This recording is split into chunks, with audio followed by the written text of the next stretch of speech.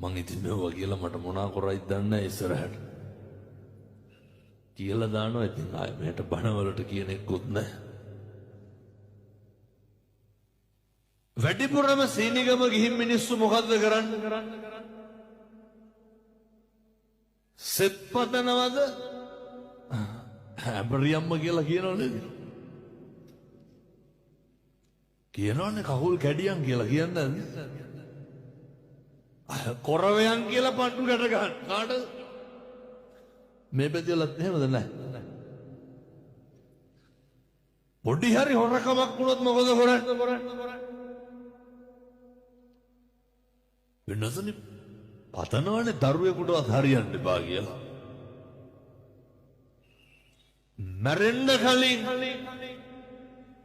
ජීවිතෙන් නතර කරන්න ඕන එකක් තමයි හොඳට මතක තියාගන්න.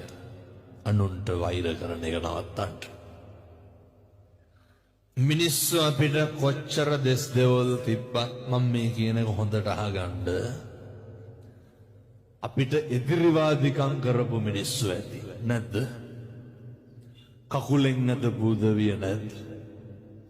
ඉස්කෝලේ යන කාලේ ඉඳන් හතුරුකම් කරපු මිනිස්සු නැද්ද? කසාද බැඳපු දා ඉඳන් කෙනෙහිලිකම් කරපු නැන්දම්මලා නැද්ද? ගෙදර ආපු දා ඉඳන් ගම රටත් එක්ක අපිරිය කරපු මිනිස්සු නැද්ද? රස්සාවත් එක්ක එපා කරපු යාළුවෝ නැද්ද? ජොබ් එකත් එක්ක එපා කරපු ආයතනයේ සමකාලීනව සේවකයෝ නැද්ද? ඔය ජීවිතය අපිරිය වෙන තරමට අප්‍රසන්න මිනිස්සු හම්බෙලා ඇති. බොහොම කරුණාවෙන් දේශනා කරන් සත්පුරුෂ පින්නතුනේ ඔලු තියපු මිනිස්සු ඇති නැද්ද? නැත්ද සල්ලි ඉල්ලගෙන ආපහු දීපු මේ පැතිවල එහෙම නැතුව ඇති. මං කියන අනිත් පැතිවල ඉල්ල ගත්තාම ටිකක් දෙනවා හොරයි. ඔය සමහරව ඉන්නවනේ කියනවනේ හාමුදුරුවනේ දුන්නොත් දෙන්නේ 500යි. ඇයි